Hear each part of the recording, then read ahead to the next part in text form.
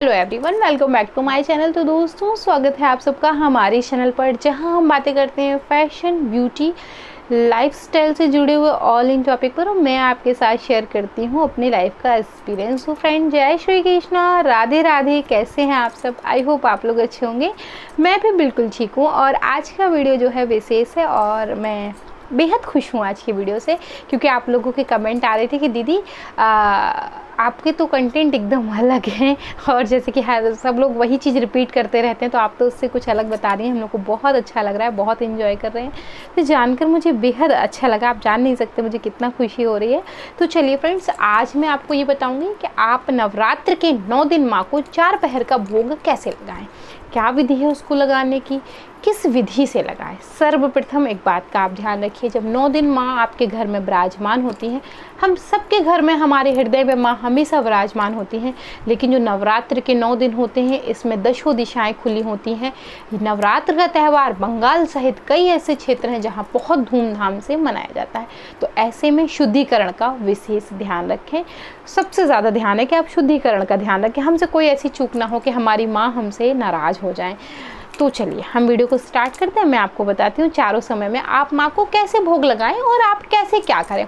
सबसे पहले बहुत सरल चीज़ मैं आपको बताऊँ, आप एक काम ये कर सकते हैं कि नवरात्र के जो 9 दिन हैं उसमें चारों समय का जो भोग है उसकी एक लिस्ट चेकआउट कर सकते हैं। आप एक पेन कॉपी लेकर उस पर लिख सकते हैं कि माँ के ये पसंदीदा 9 भोग हैं, तो 9 दिन तो हम सुबह में माँ को ये लगाएंगे, उसके बाद दोपहर में हम माँ को ये देंगे, उसके बाद शाम में हम माँ को ये देंगे, और उसके बाद रात में हम माँ को ये लगाएंगे। तो आप एक कॉपी लेकर डायग्राम बनाकर उसमें सेक्शन वाइज लिख सकते हैं कि सुबह, दोपहर, शाम, रात। उससे क्या होगा कि आप आसानी से पूजा कर पाएंगे। आप व्रत में रहेंगे तो बहुत ज़्यादा स्ट्रेस नहीं होगा, आप बहुत ज़्यादा थकेंगे नहीं, बहुत ज़्यादा परेशान नहीं होंगे, और बहुत दिक्कत नहीं होगी आपको कि अब हमें माँ को क्या लगाना है, क्या नहीं लगाना है, क्या खिलाएं, क्या ना खिलाएं। मैं सभी वीडियो अपलोड कर रही हूँ।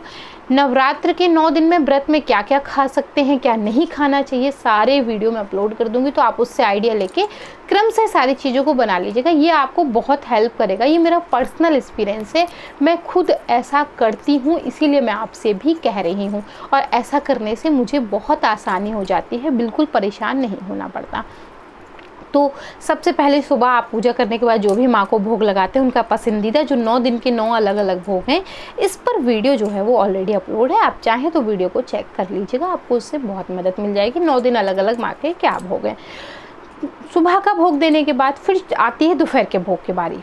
आप माँ को वही ग्रहण करवाएं जो आप स्वयं ग्रहण कर रहे हैं। जैसे आप व्रती हैं, आपके घर में जो भी व्रती है, आप व्रती नहीं, आपके बच्चे व्रती हैं, पति व्रती हैं, जो भी हैं, जो भी व्रत कर रहा है नवरात्र का, जो उसके लिए बन रहा है, तो स्वाभाविक सी बात है कि वो तामसिक नहीं होगा, राजसिक नहीं होगा, सात्विक ही होगा, जबकि वो तो व्रत का भोग होगा। तो आप वही माँ को लगाइए।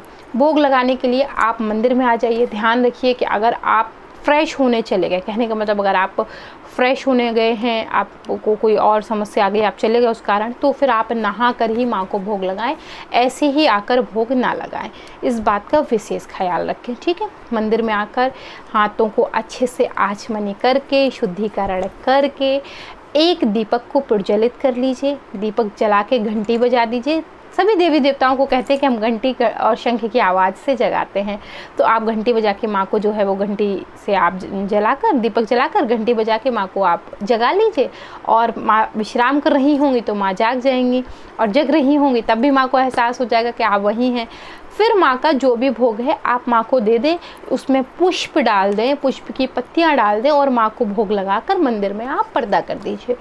पर्दा करने के बाद आप 10 मिनट के लिए वहाँ से हट जाइए। अगर आपने परमानेंट पर्दा कर रखा, जैसे मैंने परमानेंट पर्दा नहीं कर रखा है, तो मैं 10 मिनट के लिए दूसरा नवरात्र के 9 दिन भर पर्दा कर देती हूँ। अगर कोई होता है घर में, अगर कोई नहीं होता तो मैं खुद ही भोग लगा के वहाँ से हट जाती हूँ।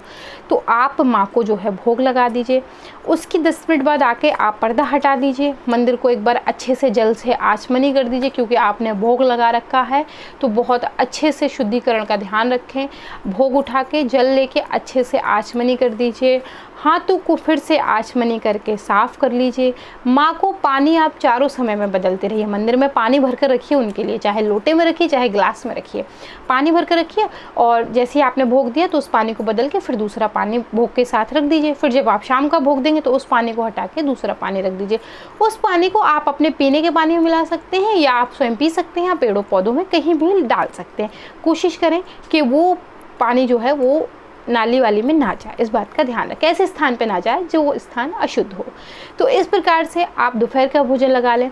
शाम के भोजन में जैसे आप मूंगफली खा रहे हैं, चाय पी रहे हैं, मखाना भूंज के खा रहे हैं, चाय पी रहे हैं, तो इसी प्रकार से आप माँ के लिए भी ले आएँ। जो भी आप ग्रहण कर रहे हैं वो माँ के लिए ले आएँ। उसी विधि से आप माँ को फिर से भोग लगा दें।